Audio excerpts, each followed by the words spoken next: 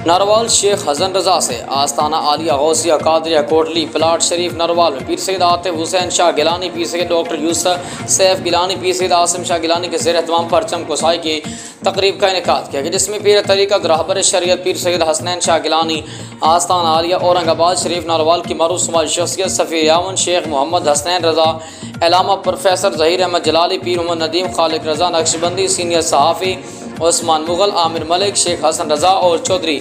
जावेद सफदर कहलू, साबिक ज़िला नाजिम नरवाल चौधरी AR गुराया, चौधरी शहजाद लतीफ़ घुमन, अलहाज चौधरी मोहम्मद अरशद, चौधरी मुख्तार अहमद, चौधरी इश्तियाक लतीफ़ एडवोकेट, अलामा मोहम्मद इमरान नकीबी, मोहम्मद इकबाल कादरी, मलिक जमील कादरी, मलिक असलम कादरी, शेख वसीम कादरी, शेख अदनान कादरी, मलिक मुजम्मल कादरी के अलावा इलाका भर की सियासी समाजी मजहबी